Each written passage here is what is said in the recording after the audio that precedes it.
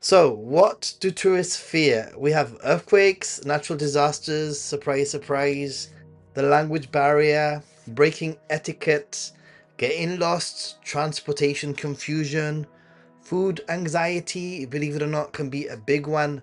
Loneliness for solo travelers or even for couples or for groups, being away from home can be a big deal. Healthcare or emergencies, what should you do?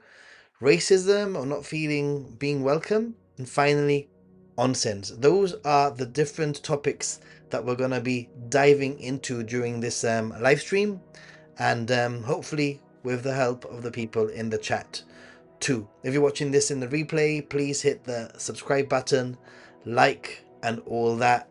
Every little bit helps. And for you guys watching out there, thanks so much for your support. I've already seen some super chats coming my way. I really appreciate it. And yeah, thank you so much. It's what keeps the channel going after all. So let me just head into the first one, and then I'll get to the chat in a minute. So the very first fear that I want to talk about is, well, not the very first fear, but I guess, why do people, it would be a little bit crazy because maybe you guys watching me don't have any of these fears. You guys, I know a lot of you love Japan and travel to Japan very often, but I guess that we're all in the same boat. We all love helping people. This is why we're here in every Sunday. But why do people fear Japan? I think Japan, in my opinion, could potentially be one of the most alien countries I've ever visited. Everything is sort of turned upside down. They have their own rules, they have their own ways of doing things. They fight against, like learning English, really, in a way. And that's what makes Japan so beautiful and such an incredible country to visit. If you're lucky enough to go to visit Japan, you will feel very special to be able to immerse yourself in something that is so different to what you get back home, and that's what I love about Japan. But at the same time, it can also be a scary place if it sort of means that you have to get out of your comfort zone, right? Right, let's see who's in here, what they have to say, and all that before we head any further. Hey, Blue Owl, how are you doing? Knights, how are you doing? Um, Joanna, hey there everyone, Japan. Frog Lady, hey. Howdy from San Jose, California this weekend. Whoa, awesome, Bojo. What are you doing in California? Awesome. Hi, Nathan and crew. Get the banana out, I have. Tommy is here. Pertza. Go Wander Down Under. Japanaholics assemble indeed. Jim Ross. Awesome. And thank you so much for the super chat there, Frog Lady. Hey, the Red Value is also here. Check out his awesome content, by the way. If anybody wants really long, like, sort of slice of life kind of travel family things, he's got a great channel there also. And yeah, Christopher, how can I find a good ryokan in Osaka? Well, we'll talk. I'll open the thing to chat to questions in a minute. So yeah, hey everyone, lots of people here, awesome. So I'll be going through this, as you can see, this is a little bit of a different stream to normal. I thought I'd actually try to do something that's rewatchable, as in something that can actually be valuable in the replay. And once again, these are the fears that we're going to be talking about, and I'll be chiming in for each one, and I'll be skipping ahead in the chat, by the way, and seeing what you guys have to say when it comes to these fears. And the very first one that I want to look at is an interesting one, because I hadn't realized how much earthquakes are actually in the back of people's minds, and natural disasters can be something. Before you even go to Japan, you might be worrying, and you might be anxious, and you might be stressed. And as I said, I just traveled with some friends in Japan, and my friend, before going to Japan, she was a little bit anxious about earthquakes and natural disasters, and unlucky because just a few weeks before there had been a few quakes, and it had actually made the headlines here in the West, which didn't really help.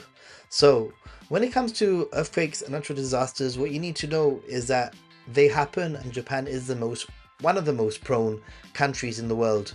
when it comes to natural disasters. However, that also means that it's one of the best equipped and well prepared countries for natural disaster. And I'm not talking about. I know that some of you are going to say you can't escape a mega quake or whatever, but ultimately there are hundreds of earthquakes and tremors that hit Japan every single year.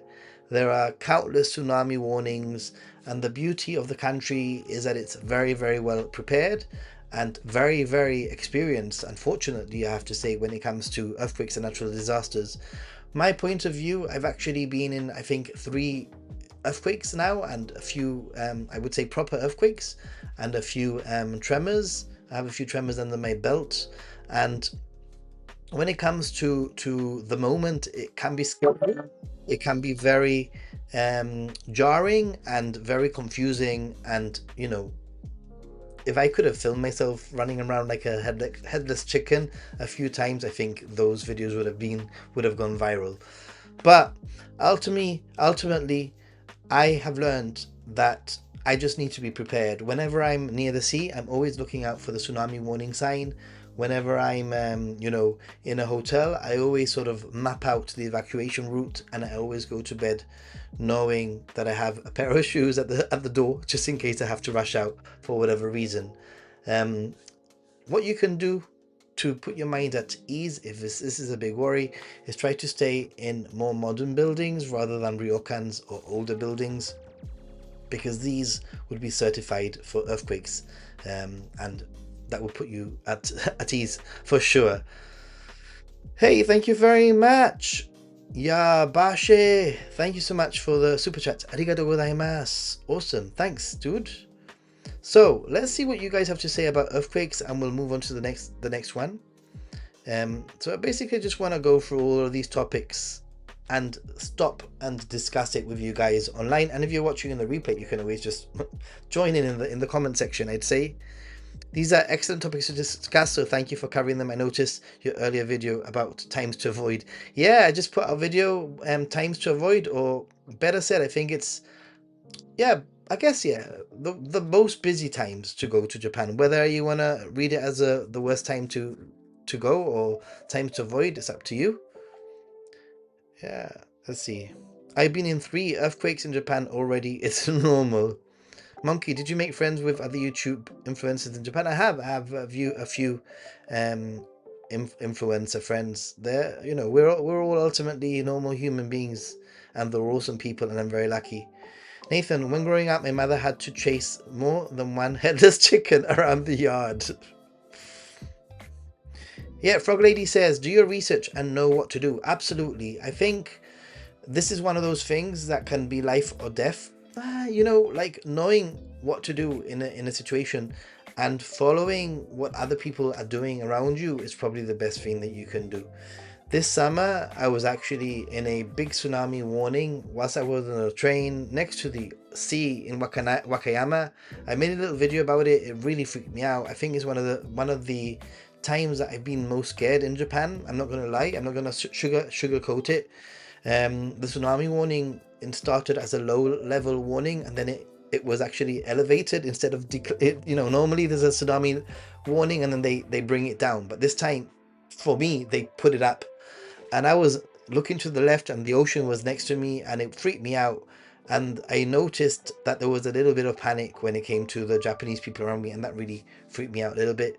But in retrospect, I now know that along the coastline they've built evacuation sort of like I don't know what they are, like masts where you can climb up and you can actually be safe. So I didn't know that, but as a result of that experience, and I know that many of these locations near the rail tracks, they've actually built like evacuation sort of towers. I say evacuation towers, which is pretty cool.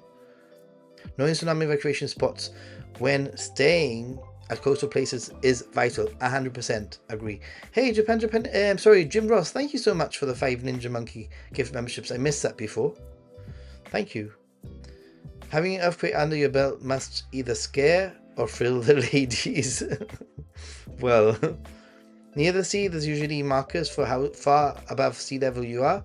So just try to take stock of signs near you. Absolutely.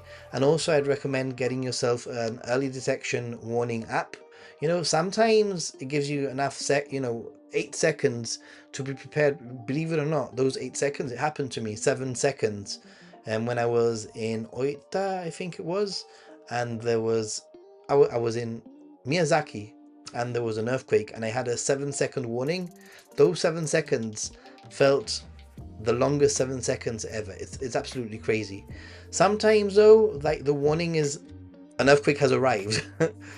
But at least about the earthquakes, I need to inform more precisely people at home where I'm going. My mother was worried in December with a North Japan earthquake tsunami warning while I was 1,000 kilometers away. Yeah, you know what? Perhaps even my mum worries about me. I think it's only natural, and I give her my itinerary in advance. I sort of say, these are the hotels that I'm staying, these are the locations that I'm staying in advance. And I always check in at least once and say, hey, I'm okay, or a thumbs up or whatever. But yeah, that's a good idea. Thanks for the tsunami warning video. My first earthquake, I thought, was part of a show I was watching until I saw everyone grabbing the poles in the building. Oh my goodness. And you know what? Also, Frog Lady, in October, I stayed with Mariko and her family, and we were having dinner. It's kind of funny. It's not funny, but it's funny. It's just incredible how Japanese people are just used to it. It's part of their life. So basically, we were having dinner, and I could hear all this rattling. All the like tableware was rattling, and all the glass, stuff, the cabinets were rattling.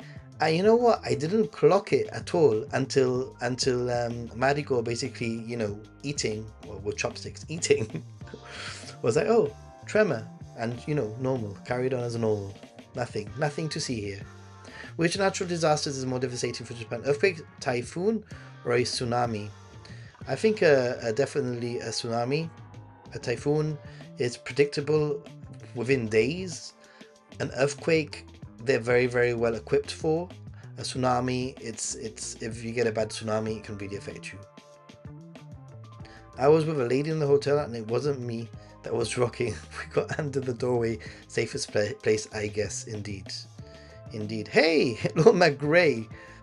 How many days till you could change your nickname back? So, got an earthquake alert on my phone standing on the Sugamo subway platform. A local waved me over to stand next to the large center round concrete pillar. Wow, that's pretty scary, but also pretty cool, I think. For those of you who are joining in now, just to let you know that we're going over these topics here. What tourists fear. We've just been speaking about earthquakes and natural disasters, and this is a real fear that tourists have before even arriving in Japan. And I think that even when tourists are in Japan, they're always like, have anybody ever had? Because I remember the first few trips, I felt like I got phantom legs, phantom earthquake legs. I felt like things were moving when things were not moving. I think it's all psychological at the end of the day. Right, let's see. Let's go on to the next one, guys. So I'm going to go for these, try to spend, a good 5-10 minutes on each, or else it's going to be a very long stream. But it doesn't matter because I have my Coke Zero here at hand. Kanpai, everyone.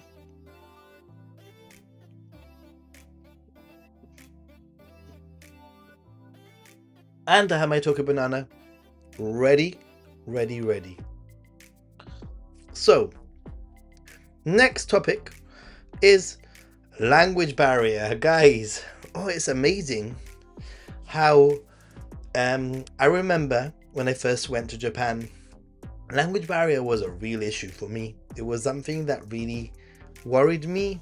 I'm kind of not confident, but I'm a Mediterranean person. I speak to anybody. I'm one of those people that you don't want to sit next to if you don't want to be spoken to. However, in Japan, the whole language thing, it was a real barrier. I felt like I couldn't really talk to people. I was the shyest I've ever been.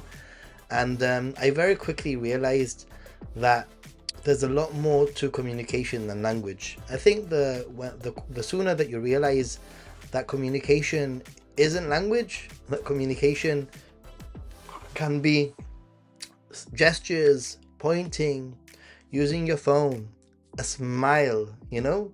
It's the quicker that you realize that, the quicker that everything will be okay. And I wonder what you guys have to say about language barrier. 14 days passed. Okay, not too bad. Good morning, Daniel and Yuka. How are you doing? Yes, I have a Tokyo banana at hand, which I will be eating at some point. Forgot to buy Tokyo bananas next time. That's what I like to hear. Japanese is bad, but there's always Google Translate. It works. Yeah, you know, I think it's incredible how much I actually don't rely on Google Translate, and not because I'm a fluent Japanese speaker, because I'm not. I'm a pretend Japanese speaker. I say this all the time, but because I realize that a lot of the time Japanese people understand a lot more English than one they actually would admit. There's a difference between asking a Japanese person, do you speak English, and do you understand English? Like, eigo wakarimasu ka? And eigo hanasemasu ka? Do you speak English, or do you understand English? A lot of people will more likely say yes to the I understand English to the I speak English, because it's a confidence thing. So I think that when it comes to the language barrier, try to speak obviously in Japanese if you can. Use Google Translate when you need to, but you know, I also think that having a phone in somebody's face can also be a barrier, you know, like it can be a barrier. So if you can actually try to communicate, you know, eye to eye or with gestures or whatever, that's what I suggest. Let's see what you guys have to say about that. I always freeze up a bit when spoken to in Japanese. Yeah, I think there's a process sort of like lag, you know, like you hear, you need to think of it, it freezes. Jim Ross in December finally experienced a real rocking and rolling earthquake as opposed to a slight shatters. Oh my goodness. Earthquakes are frightening. Having experienced one in Morocco some years ago on the NGO trip to help victims there, you can only move quickly, follow instructions, and go to open spaces. Indeed. Hey, how are you doing, Vicente? Do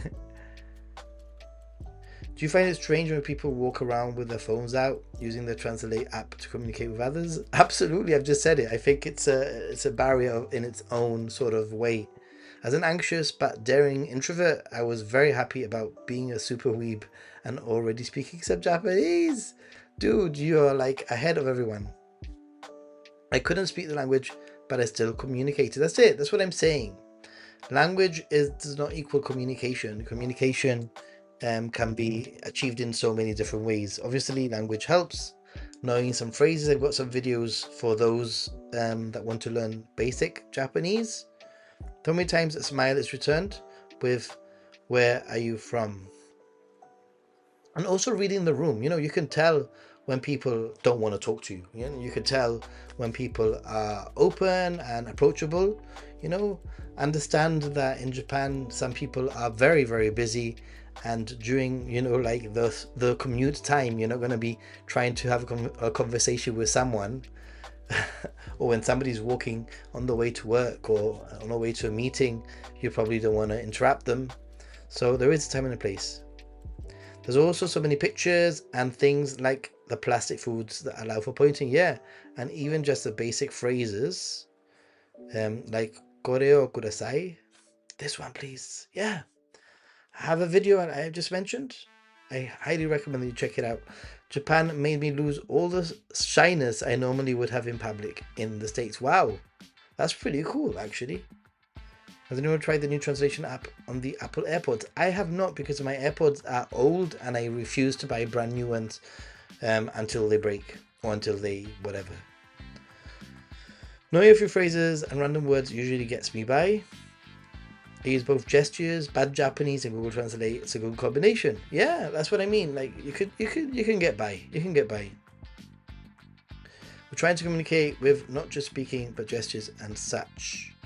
Me speak Japanese. Japanese gets quite far, and I'm more confident speaking my broken and limited Japanese than my broken and limited Spanish or Swedish. Wow, Swedish? Interesting. Been studying for 15 years, but a bit rubbish, but I know enough that I can always fill in the blanks. Cool. It takes a few days to switch into Japanese mode. I 100% agree with you, Bojo. But it's one area where being a solo traveler is an advantage. We'll talk about that later. All right, we're going to move on to the next one, which is breaking etiquette. I think that people overthink Japan, and I'm not saying that you shouldn't overthink Japan. It is, I want to use the word strange. It isn't a strange place, but it is a place of different norms, different social rules, and just a country that's fantastic for that reason. And I think that as a result of that, there is etiquette and there is the potential of breaking etiquette. I think that ultimately at one point or another during your trip you will be breaking etiquette and you might not even know it. You might be the best traveler who's read every single rule book when it comes to Japanese etiquette, and there will be something that you'll probably do without realizing, just because your social bias from home will affect how you behave without you even realizing. It's only natural, it's only normal. So what you can do when it comes to etiquette is just try to follow the main ones, and ultimately I do believe that you do have a gaijin card or a tourist card, meaning that a lot of the time you're going to get away with the little things. Try not to overthink it is what I think. If you are ultimately respectful, if you read the room and if you see what other people are doing generally, you will be fine. Let's see what you guys have to say about that. The only thing that gets me is where to eat or drink. Sometimes I have to drink or eat, or I shouldn't. You know what? I think that nowadays, when it comes to eating and drinking in Japan, unless, I think the biggest rule would be don't eat something that you didn't buy at a restaurant. Like, don't bring in your own food into a restaurant, definitely. But when it comes to walking and eating and drinking, a lot of Japanese do it. A lot of Japanese do it. I think that sort of etiquette rule is a little bit outdated, and I think that perhaps Instagram and shorts and that kind of thing, don't walk and eat sort of thing, has been overhyped, probably by people who have read it in a rule book once and have been to Japan once and haven't actually experienced it. The main reason that I'd say don't walk and eat is, first of all, because you're not going to find a trash can anywhere, and the best thing to do is to eat and drink at the location or near the location where you actually purchased the food, and you can actually give the container back or whatever, the trash back to that location. And secondly, because Japan can be a little bit crowded, and the last thing you want to do is spill some food over a business man's suit, so just be aware of that. I had a lot of fun in Japan. I'm going back this year. Huzino. I broke my rules accidentally, and it was a massive learning experience, especially going to an onsen. We'll talk about the onsen later. Don't think I've committed any Fox Pass, but I'm sure my partner would be quick to point it out. It's always good to have a partner like that, I guess. Follow the flow. Absolutely, Moses. Absolutely. Other Japanese jaywalk? I jaywalk. We were helped by a Japanese lady in the metro in Tokyo who spoke fairly good English. She offered assistance and guidance and was reassuring as a tourist. Yeah, that happens all the time. The thing I consciously had trouble with was which part of the elevator stairs to walk at station. It seems it's different in every station, even in Tokyo. You know what, Yabashi, I absolutely agree with you. Different towns, different cities, different areas have different rules. I'm not even sure if the metro and JR have confusing different rules when it comes to whether you're allowed to walk, whether you're not allowed to walk. Then there are rules that are broken by everyone, including Japanese people. I agree. Watch what the locals are doing. Simple things like putting your shoes straight with heels in, will be noticed and appreciated. I agree. I mean, I have to admit that it took me quite a long time for me to learn that one. It's not something that came straight away. Overthinking, I just have to have the thinking thing actually occurs. Jim, you think a lot. Hey, hi Nathan, hi everyone, hey Laurie, how are you doing? Heading out for lunch? Enjoy your lunch, dude. Don't be a jerk. That shouldn't be that hard. You'd be surprised. You would be surprised. When I was in Japan, I struggled with walking into restaurants that were fully Japanese. I felt I shouldn't be going into them with zero Japanese. This is the wrong mindset, I know. I think that it's a normal mindset. It's a very alien sort of like experience.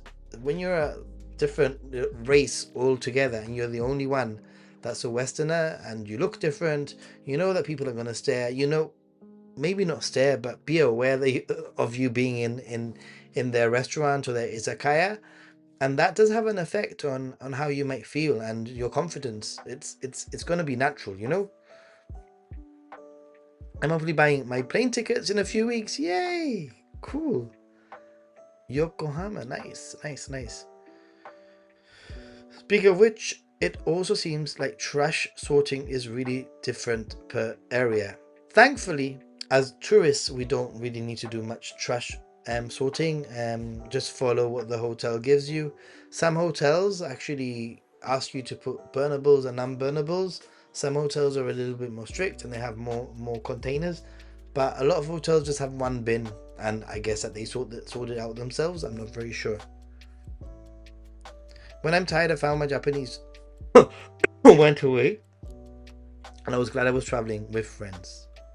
Oh, I lived in Tokyo for 4 months in college, and Tokyo trash sorting is really strict. Absolutely, I know, that's a whole different thing.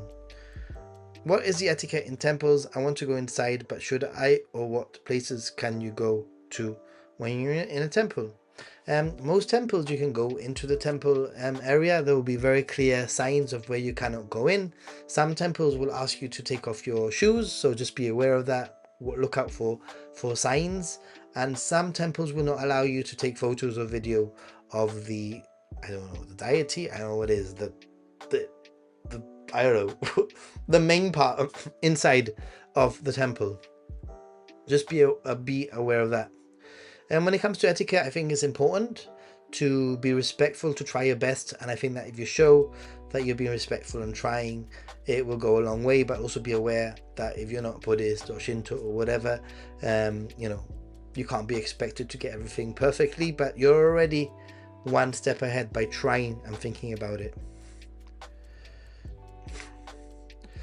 Is it generally considered rude to enter a Japanese-only restaurant? Does anyone know what the sign looks like? If there was a Japanese-only restaurant, then it would be there would definitely be a sign at the front in English. All right, let's see. Hey, Jamie. Hello, Ninja Crew. Awesome. All right, let's go to the next one. I'm just going to go back to the fears that we're looking at in this stream. We've spoken about earthquakes, language barrier, breaking etiquette, and the next one that we're going to be looking at is getting lost or transport confusion. And this is the big one. I think this is the one that a lot of people have some trouble with and worry. And I know of people who have gone to Tokyo, stayed in Shinjuku, and have not left Shinjuku for 10 days or for 2 weeks because of the fear and the worry and the stress of getting lost. And it's very, very, it can be a very real fear. So that's what we're going to talk about now. First, I think it's time. This video is not sponsored by Tokyo Banana, but if you're watching Tokyo Banana and you want to sponsor me, you're more than welcome to. If anybody watched my latest Instagram story, you'll see that I have a bit of a Tokyo Banana problem. Tokyo Banana, it's like breaking bread. Should I eat first? I'll eat this one first and then eat this. Mm, mm, mm. Oh, good.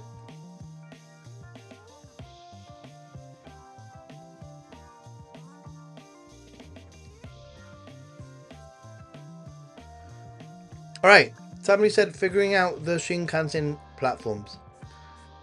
You know what? I think when it comes to getting lost and transport confusion, it's two separate things. One of them is what do you do if you actually get lost? You know what? How should you deal with getting lost?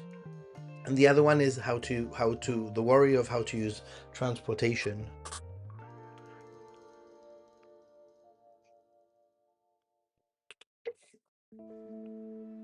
And when it comes to getting lost, I'd love to hear what your tips are. Anybody, what would you do? What would you tell people they should do when they get lost? I know that my number one tip has always been familiarize yourself with the station that's nearest to your accommodation. Even if you have to like practice that route a few times, if you familiarize yourself with the station nearest to your accommodation, then it's usually quite easy to ask for help to get to that station, and then from that station you'll be able to make your way back to your accommodation. That's what I would suggest that you do. Second of all is obviously Google Maps. Live view is very helpful. Pinning things is very useful, and having an internet data connection is really, really helpful because it basically means, and I put it up here because I do have a Sakura mobile affiliate link, but having a data connection will mean that you have access to Google Maps or whatever navigation system that you want to use to make sure that you don't get lost. If you do get lost and you are at a train station, please, please, please don't stand in the middle of the platform or stand in the middle of the station. Find a more discreet, sort of like a pillar, or go next to the wall to get your bearings. And if you get stressed out, the same, it's fine. You know, even me myself, I've been in a few situations where I'm like, right, I need to get myself to a corner or a wall away from everyone so I'm not in the way. I need to rethink what freaking exit of Shinjuku I need to get out of. Um, it's real. It can happen. Let's see what you guys have to say.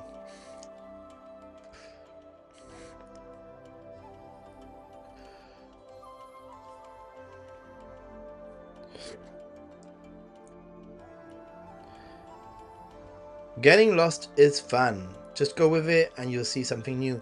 It can be, but I think that sometimes we are, when you're going from A to B and you specifically have to be, you know, if you have a timed entry to team labs, for example, it ain't fun being lost. But I also think that there is a magical experience to be had by just letting it happen. Again, if you know what station you are based nearby, you can make your way back. Never been lost in Japan. I've missed time trains and had to wait an hour in some desolate location, but not a big deal. Back in the clay, how are you doing? Hey. I'm definitely going to set a schedule to learn some basic tourist Japanese. Cool. All rail transport, trains, trams, subways are easy, but managing travel from A to B with bus in countryside is the most difficult thing. I agree. I think the countryside can become a little bit of an issue for sure. For sure, for sure, for sure. Lost in Tokyo is part of the fun. Google Maps should be your religion. Hmm. I worry about places not accepting back in the Clay's Costco card. I see what you're doing there. Have a SIM card or something that lets you check Google Maps, pin your hotel. No biggie. I agree. I agree, I agree, I agree. Getting lost in Japan is very magical, but yes, Google Maps exists and usually helps a lot if you get the Sakura Mobile SIM or whatever, I just put, you use whatever works for you. I just put what I use and what could help the channel, but I have no problem when people use other companies, okay? I had one time when I didn't get my SIM card work, and when I first landed, I found Wi-Fi and pulled up Google Maps and then mapped the directions. Then I was fine. Yes, get out of the way of tourists. I agree. We hopped on the wrong train 5 minutes before our actual train on the way from Lake Kawaguchiko to Mount Fuji Station. Just stood there in the middle of the middle car for a few minutes. Luckily, it was like one stop away. Yeah, sometimes another thing is you do that. Like if you, what was it? I read something somewhere. Basically, if you get if you're going in the wrong direction, if you're going the wrong way, get off as soon as you can and make your way back. I fear that if the fear is missing a timed entry, then give yourself extra time to arrive beforehand. Absolutely, Philly. That is golden rule and great advice. Next time I go to Okinawa, I will rent a car for sure. Buses take too long. Yeah. I've been many times the first few times on tours, but when I first went on my own, yeah, getting lost was kind of frustration. Then, after a while, you just remember you are not at work. So, yeah, it's true. You're not at work. It's true. Very true. Having to navigate alternative transport when the trains aren't operating can often throw people a little. I know this happens to tourists here in Sydney.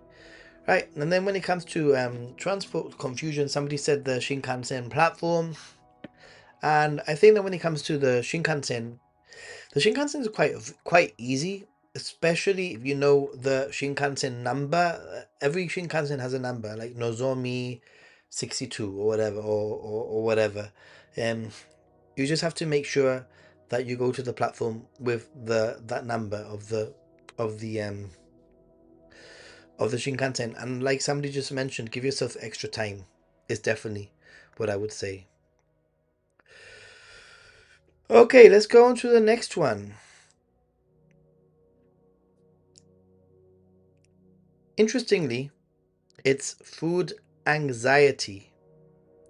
Now, this might be a little bit of a strange one. Food anxiety, what exactly is that?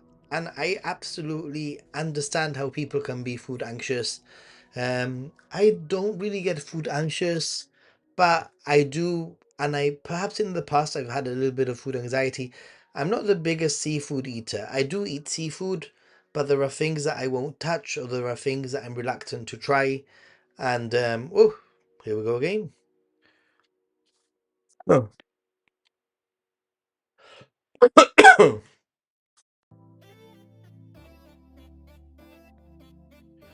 I am here. I am here. It's just that for some reason it doesn't like. I don't know what happens. The camera sort of decides that it doesn't like me. It's had enough of seeing me, and it decides that it doesn't want to see me anymore. There we go. I'm back. For some reason, the camera gets tired of me. Okay, let's go this way. All right. Yeah, food anxiety. I was saying that I don't really eat a lot of seafood. I do eat some sushi. I do eat some seafood. I like squid. I like octopus. I like some seafood. But for example, I don't like oysters really. Unfortunately, I've just started sort of like getting into eating eel, but I did have a little bit of an anxiety when it came to what was in front of me if I didn't know what I was eating. Food is not a problem with me. In general, I'll eat anything almost. Fish. My sister had anxiety due to being vegan and gluten-free and staying in Okinawa, which isn't super vegan friendly, but she managed. I think that obviously dietary restrictions are a little bit different to food anxiety, but they can lead to food anxiety, obviously. But dietary restrictions basically means having, planning and doing a lot of research before heading to Japan, and you should be fine. Stay away from natto and you'll be fine. It looks like it took Nathan's thumbnail shot.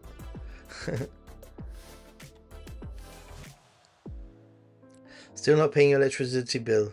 I know, right? I need somebody to help me out with the bills. Do you like takoyaki? I don't mind takoyaki. I think it's okay. Yeah. I think that there's a time and a place, and I feel like definitely when I'm in Osaka I need to have takoyaki. Food was a thing for me. Taste wise, I like almost everything, but I'm not a big fan of meat because it makes me sad. But did try something here and there. Going full veggie was a challenge without restaurants. I don't like takoyaki. What? I'm on a seafood diet, so no problem. Does that mean that you see the food and you eat it? I know that joke.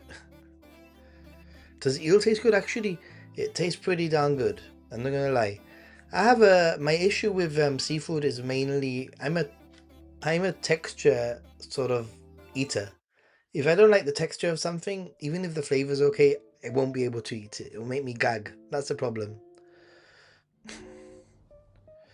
I have weird food requirements, not by choice, but I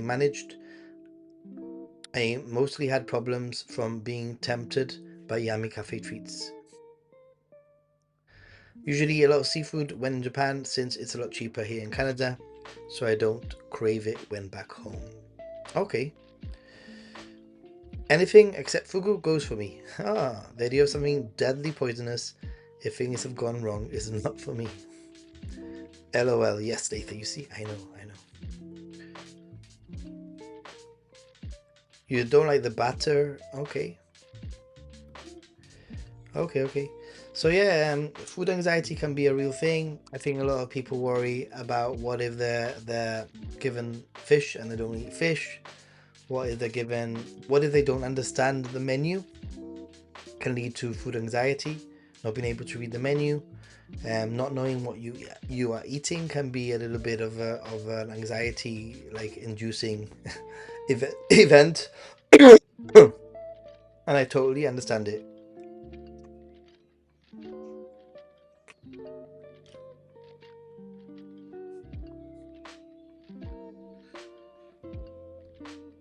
It took me a while to make an exception for takoyaki, only sometimes when I'm in the mood. Usually no tentacles or stuff like that. Love seeing everyone's insights so far. Hey, thanks so much, Go Wonder. Thanks so much. Can't deal with natto. I've never had natto yet. There are plenty of burger chains, and that's what I was going to say. When it comes to food anxiety, guys, you don't need to feel ashamed of not eating Japanese food in Japan. If you have dietary restrictions, or if you're just super anxious about eating Japanese food, don't let it spoil your trip. Japan, yes, Japanese food is great. One of the best in the world, in my opinion. But I don't think it's worth stressing out to the point where you don't enjoy the trip when there is so much more to Japan than just food.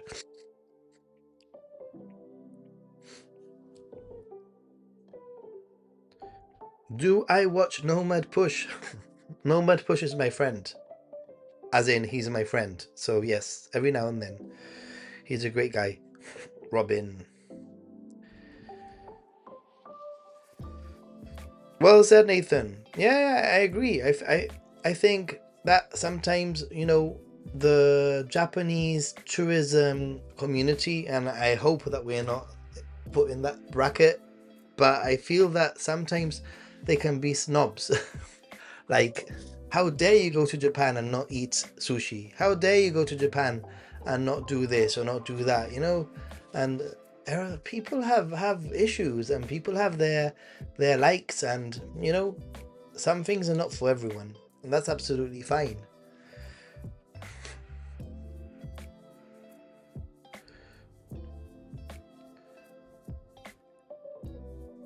Right, let's see. Food anxiety. So we've spoken about earthquakes, you know, tourists fear earthquakes before they even go to Japan. The language barrier can be a real barrier. It's incredible how it can affect somebody traveling. Breaking etiquette, I don't think is a big deal, but some people might find it a little bit stressful. Getting lost in transport confusion is definitely one of the biggies a lot of people worry about and get stressed over. And we're now at food anxiety, and the next one is loneliness or solo travel. So, when it comes to loneliness, solo traveling in Japan, I do it all the time. Do I get lonely? I don't think I do. Maybe I do. I'm not sure. Maybe I've learned to cope with it. Um, can people get lonely traveling in Japan? Absolutely, for sure. I think it's only natural. Um, some of the things that I recommend that you do if you feel lonely is join the Ninja Monkey community. We have a great Discord, and there's usually somebody traveling in Japan, and we do have a meetup channel, and people do meet up every now and then, which is pretty cool. But I was gonna say that I like going to izakayas, and I usually make sure that I sit at the bar. And if I'm staying in Tokyo for a few nights, for example, I will go to the same izakaya for every night. And believe it or not, I'm sitting at the bar opens up a world of conversation with people. Let's see what people have to say about that.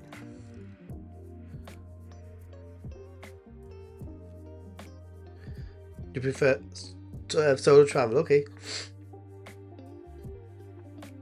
Yeah, I think it's all go, go, go. I think Gazumi has a good point there. I think that if you pack your itinerary, maybe that's why I'm never... Ooh, I'm just sorting myself out. There. Getting my cushion, my back. I think that if you have a great itinerary, you're going to be too busy to be lonely.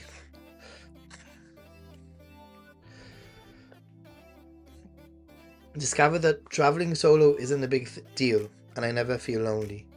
But I talk a bit too much when somebody talks to me in English. I understand. I mean, don't forget that also, thanks to the internet, and again, if you have a mobile data connection, you're always, just a phone away from communicating with friends back home. And that can be a biggie, Hello, how are you? How are you? I'm fine. I travel there alone but meet the girlfriend at the airport, so we're usually together. Awesome. That's so cool.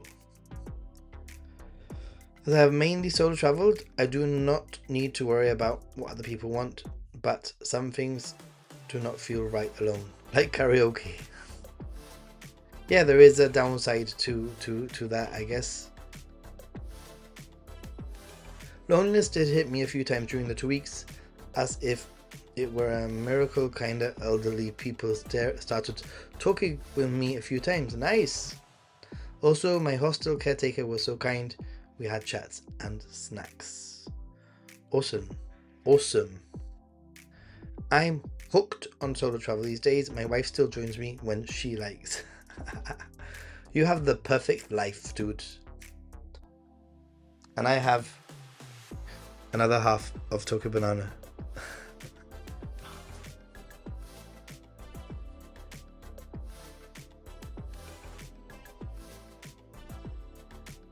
You can make last minute changes, I agree.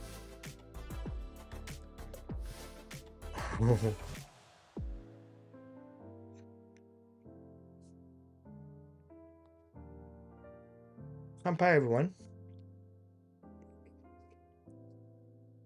If you remember, show those Coke Zero emojis, everyone.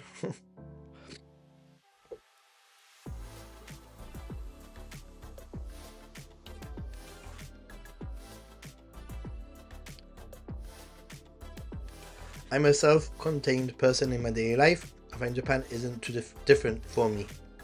I'll communicate in English or Japanese, so never really a thing.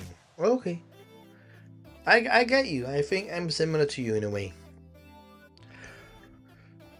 My two anxiety, language, and the second, no longer with your video on bathrooms. Yay! You're gonna go in November again? Do you still have your code for pocket Wi-Fi? It's not a code as such, but I'll leave it up here. Ta-da!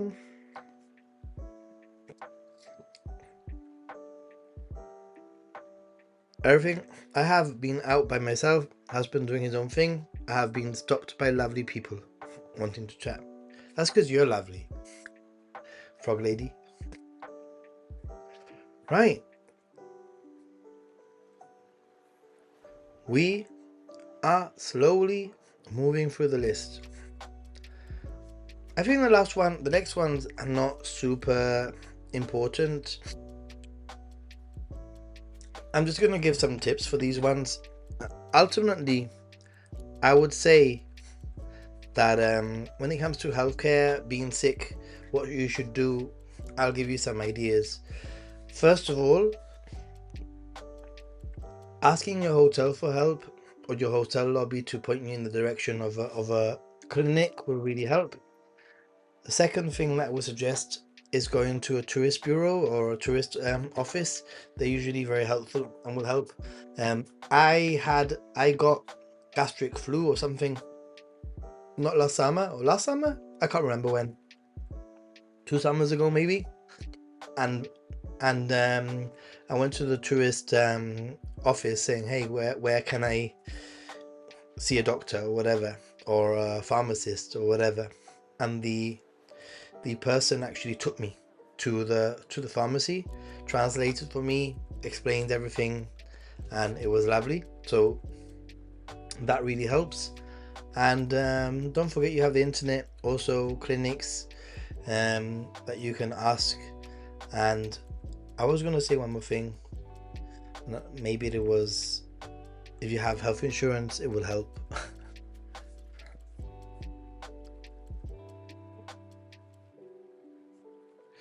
Anybody want to chime in when it comes to getting sick? If you have a tendency to get sick or have other health issues, make sure you have a good travel health insurance plan. Yes. I went to the ER last year in Osaka, got rejected 6 times after midnight. Whoa. Why? Back in the clay, why?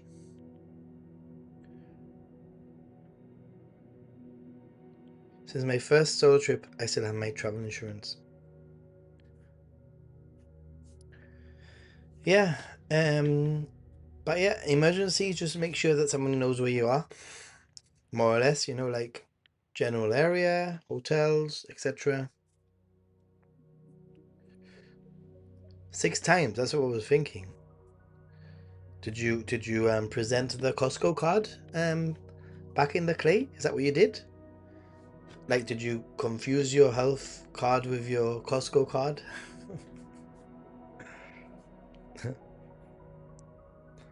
I've actually had a few incidences. The second trip to Japan, I got sick. I got an ear infection. I went to the pharmacy. The pharmacist drove me to the clinic, and drove me back to the pharmacy. So I've said that story a few times. Then last year, I had two instances in the same summer. Um, One of them I got like a gastric flu, I've just explained, and I went to the pharmacist. The tourism person helped me translate everything. It was fine. And I also, this is a bit embarrassing, but I had a little bit too much to drink, and I couldn't remember if I had taken out my contact lenses in the morning, and as a result, I ended up scratching my eyes trying to take out my contact lenses. So I ended up having to go to an emergency eye doctor. That is probably the most embarrassing thing I've said on stream, to be honest. And yeah, I had a very interesting experience. Let's just say I did not have my contact lenses in. I thought I did.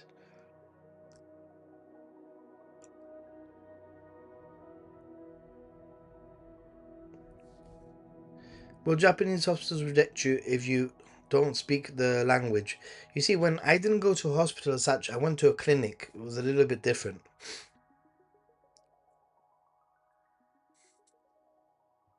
First one was in my international travel insurance network, rejected for speaking English. I was at the speaker, never allowed in the hospital. Wow. The local pharmacy helped us find some tablets for fever, headache, and they recommended some herbal root health drink, and everyone felt better the next day. Wow. Next one rejected me since they didn't specialize in that field. Wow. Oh, Nathan, I can imagine seeing that too. I've done worse drunk. Poor Nathan, at least you had helpful people around. Oh, they were amazing because when I went, it was when they did the whole check and they put special drops in my eyes and they really did a thorough check and they gave me some antibiotic eye drops. I think it was like slightly antibiotic eye drops. And when I went to pay, they only accepted cash. Surprise, surprise. And I didn't have any cash on me. And they were closing the clinic. I was the last customer, and I said, hey, I'm gonna go to the cash point and I'll be back. But the cash point's a little bit far away, and they waited like an extra 15-20 minutes for me. I could have ran away, seriously, and not paid. Obviously, I didn't. But one rolled around the back of my eye, but it popped out on its own about 3 days later. What? Don't give me those freaky things. I don't want to know. Ooh.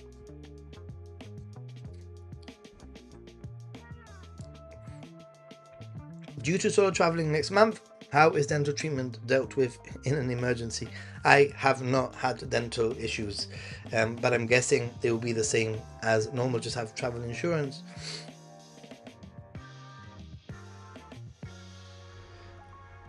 We still love you for your honesty and embarrassing stories. We love you because you're so honest.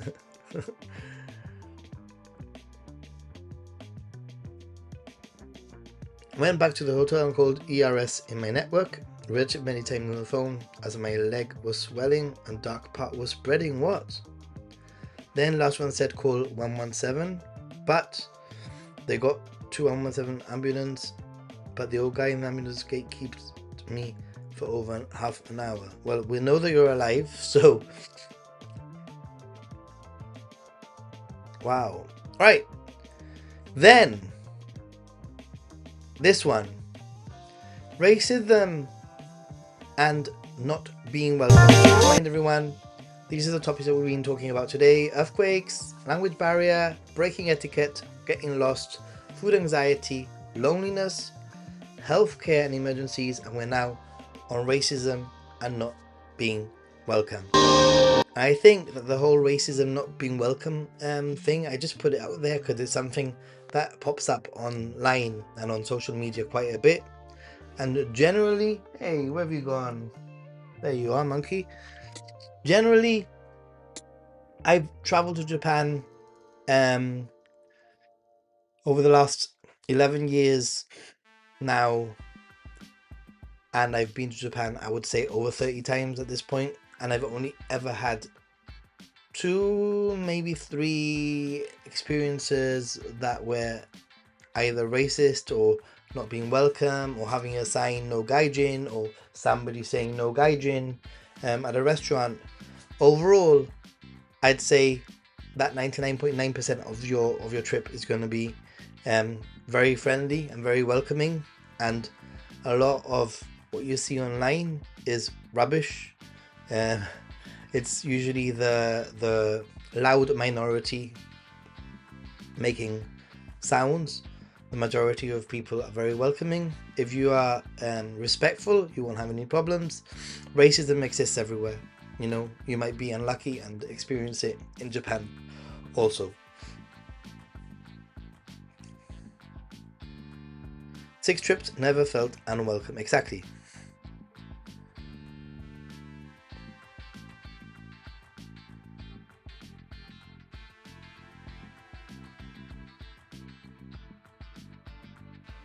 Can we update your list? What list? Maybe I missed something. My partner is Japanese and never experienced anything like that. Exactly. Like I said, like very, very rare.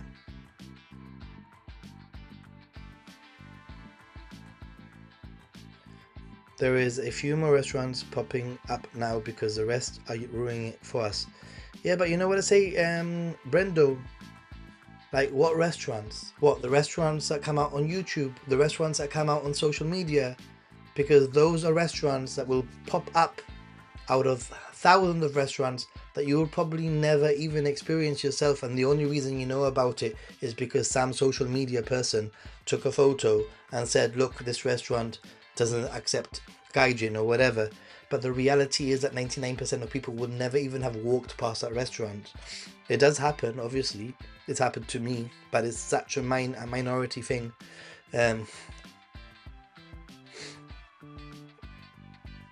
Got called back a gaijin once in the streets of Shibuya because I stopped walking to check mates. Was my fault, but was very rude. Oh yeah, and I also got the, what do you call it? The shoving. There's a whole name for it when I was walking through, what was it? Shinjuku Shibuya, and I was walking and somebody, bumped into me on purpose. And here we go again. We have lost connection because my camera has decided that it doesn't want to look at me anymore because I'm ugly.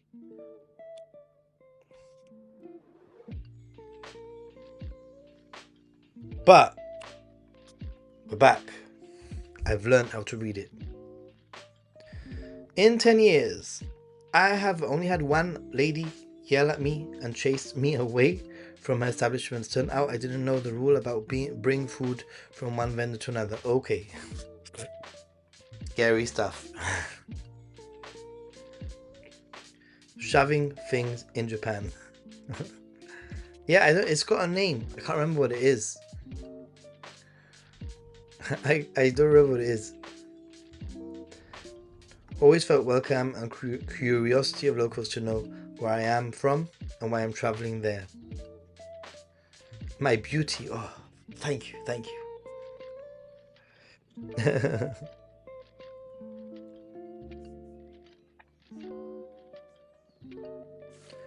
Right. And I think we get to the last one now, which is onsen. And I left onsen for last because actually onsen is one of my ultimate favorite things to do in Japan. I can't get enough of it. I think onsens are awesome, and I would encourage anyone to try to do onsen if they can. And for those of you who don't know what onsen is, onsen are usually onsen are natural hot springs where the water come from natural hot springs. There's something called sento, which is basically a public style like bathhouse where the water might not be from a natural hot spring, but they're both sort of very similar. And onsen experience, I think, is a very cultural thing. And I'm not going to lie, it took me maybe 2 or 3 years of traveling to Japan before I did my first onsen because I was too embarrassed, and it was a little bit intimidating to sort of think, getting into a bath with other naked guys ain't really the most Western sort of thing to do. But I'm not saying you should force yourself to do anything, but I think that there's no harm in trying it for the first time and seeing how it goes from there. You'll be surprised. You don't need to walk around, like flopping your things around. You can put a little towel over your bits if you want to as you walk around, and then once you're in the bath, you don't actually see much. But onsens can be a little bit of an anxiety inducing sort of event if you have body issues. But the beauty of onsen, what I've learned, is that nobody cares. Really, absolutely. I've been to so many onsen now, and there are so many body shapes. It's crazy, even within Japanese people. Like I've had super obese people actually washing themselves on the floor because they couldn't even sit on the stool. I've seen people with disabilities in onsens. I've seen all sorts of people, and everyone is welcome.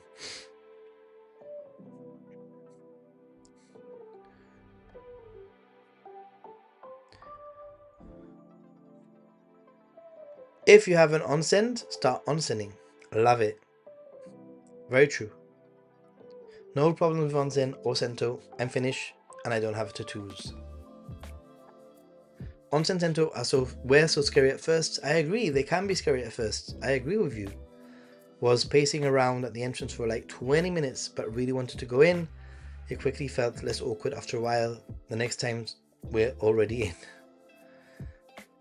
Sento, onsen, human soup, but are great. I was so enchanted by them from seeing them in every anime that I just had to force myself to. And how was it? Human soup. I didn't realize that onsens and hot public baths are two different things. I went to the hot public bath in Yamagata City and it was mostly old local men. Quite the experience. And the sentos can be really small, the baths also, I find. I just think that they don't know me, so I don't care if they see me naked. That too. And you're probably never going to see them again. I would say nobody's looking at me in an onsen, but on my last trip, I had a local just stand right in front of me and stare at the gaijin. And you know what I say? Embrace it. Embrace.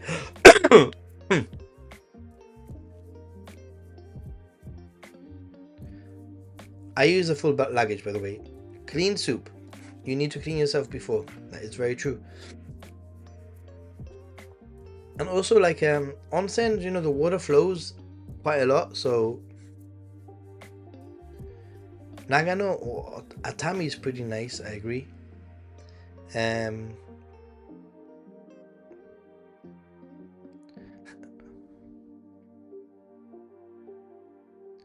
Maybe it's a bit different for me. All my stuff is in my girlfriend's apartment, so I don't have any luggage. Dad joke. The cat owns the house.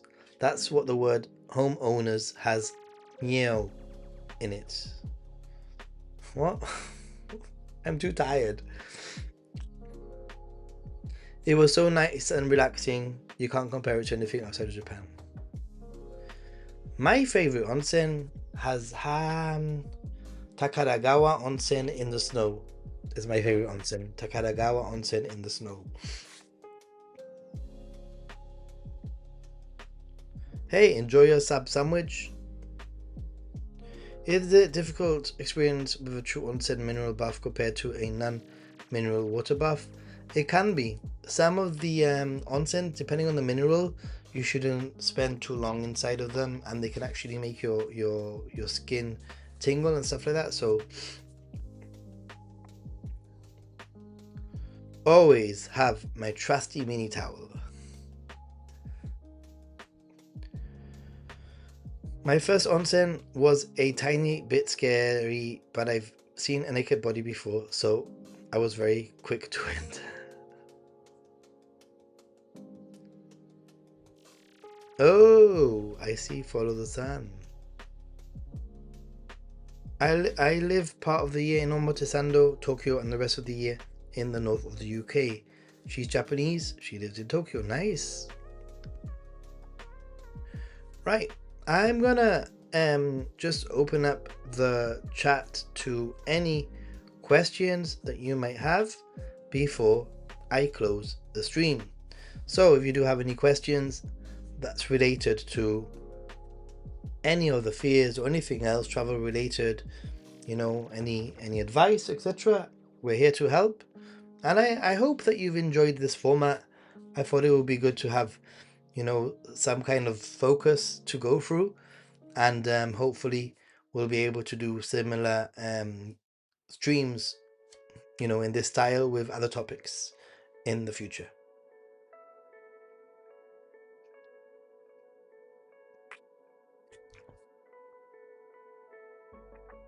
Shikoku for the win. The water can be hot, 43 degrees, is the hottest I've been, 44 degrees, I think. I can't believe I went to a naked onsen. I did it, yay!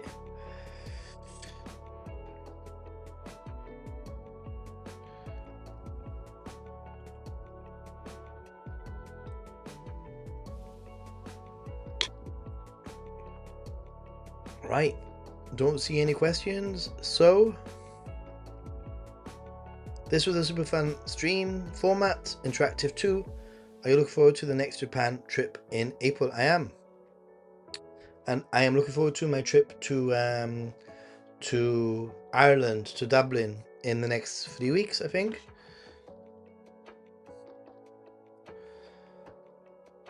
Do I have a routine? I guess my routine is usually very early in the morning. Starts with a coffee. A lot of the time, and you know this, I do a live stream, and the live stream is usually an hour and a half or 2 hours. And whilst I'm doing the live stream, I sort of get a sense, a gauge what the area is like, and I'm always looking out for things that might be interesting. I do research locations before I go. I try to pin interesting points of interest on Google Maps, and that way I have something to follow if I need to. My next trip to Japan is the beginning of April. Yay! The best way to find a wife is to try and talk to girls. My new official home. Do you set a budget for yourself when you visit Japan? I guess I kind of do, but I don't. I have a budget that I try to keep to, but I guess that I check on the budget every few days rather than daily, and I adjust accordingly, you know?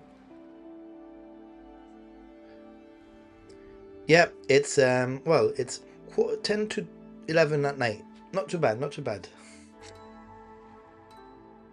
Still have anxieties over eating in Japan, in Japanese restaurants. Won't know in Japanese. Yeah, well, I'm glad you're getting over the fears.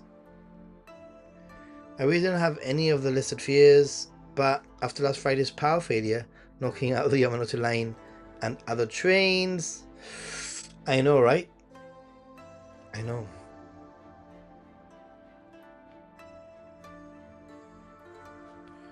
Dublin and Cork, Ireland, my other places I love.